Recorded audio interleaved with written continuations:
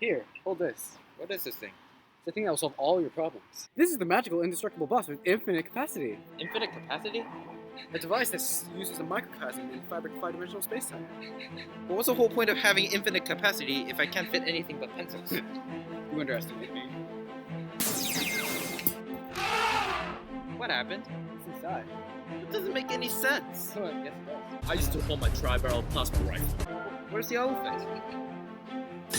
Detective! No! So what happens when you break it from the outside? Well, let's find out.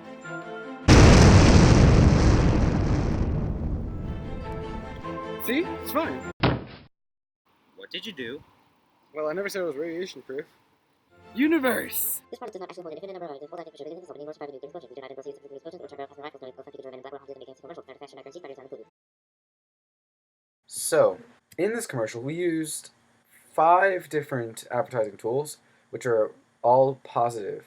So we used bandwagon, testimonial, glittering generalities, plain folks, and a kind of negative version of card stacking. I call it reverse card stacking, and I'll explain why. So first off, basically in the same scene, we use both bandwagon and testimonial. So when the MIB steps in, he's both interesting, cool, and like we all know who the Man in Black is. So he is a person with reputation, and basically he's using this product. He's using it to hold his tri-barrel plasma rifle, and he's interesting.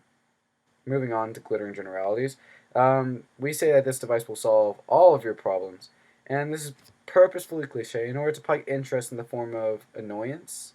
Basically, we're just trying to get as much attention as possible. Not exactly annoyance in a negative way, but basically in the same way that you get annoyed when you hear a really bad pun. One of the characters that we had was a normal teenager, and now it might be a little bit confusing why we would put a normal teenager, like a normal, not so interesting character, inside our commercial. However, we think that is necessary because it introduces contrast for people to get interested in the commercial. Like, if we had too many interesting people, then nobody would look interesting.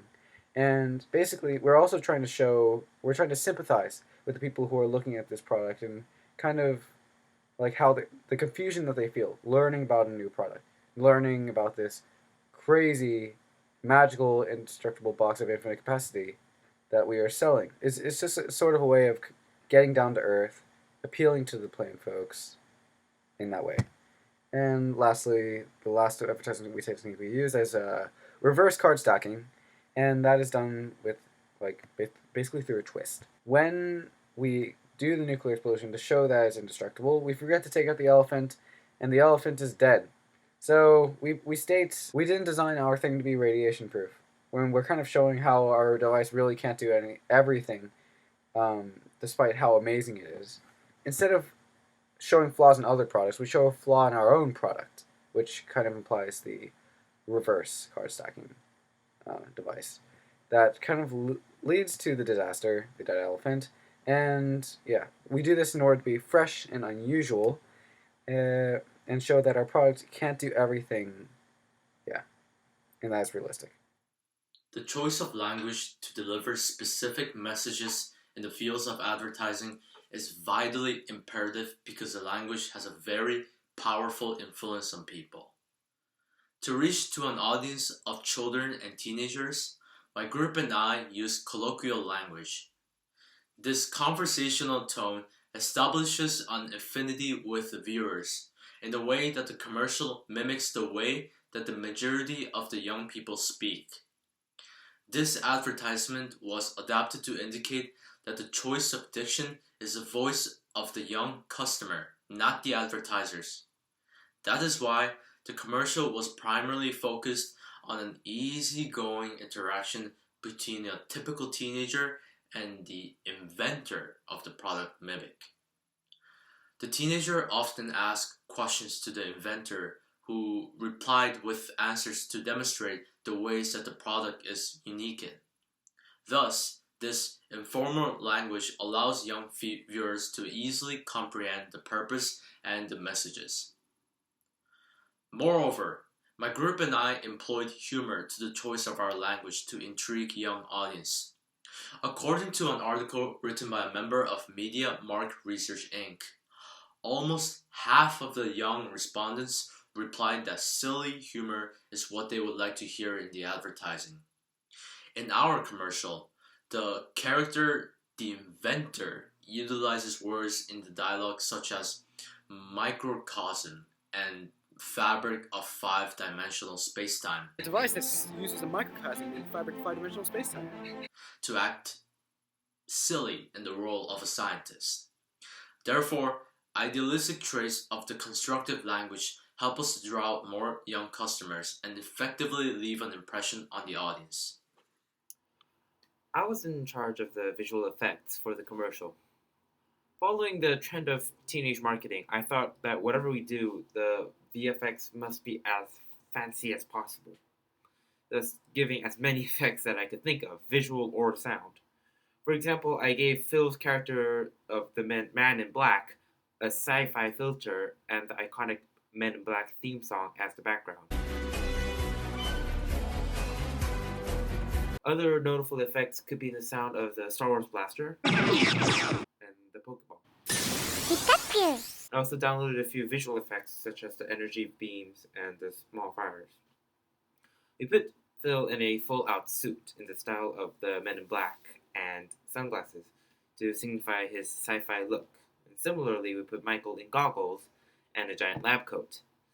Since my character was a simple teenager, the most props I had were the earphones at the very beginning.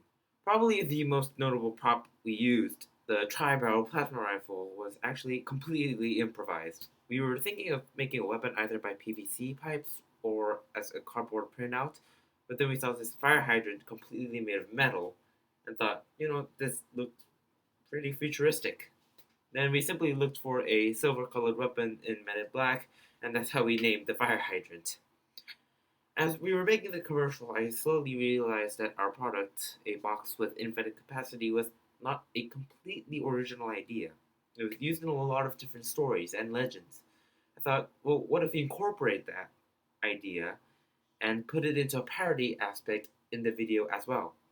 And that's when we decided to put the Pikachu in the parody of the Pokeball. This is why the sound effects for the entry and the capture of item used was actually from the sound effects of the Pokeball as well. And also at the end of the video there was a subtle placement of Doraemon, which has a pocket with an infinite number of futuristic items. Originally, I wanted the nuclear explosion to be realistic. However, after realizing how many ideas we were parodying came from anime, we decided to incorporate that in the visual effects as well, making it into a theme. Thus came the nuclear explosion that came from an actual anime episode.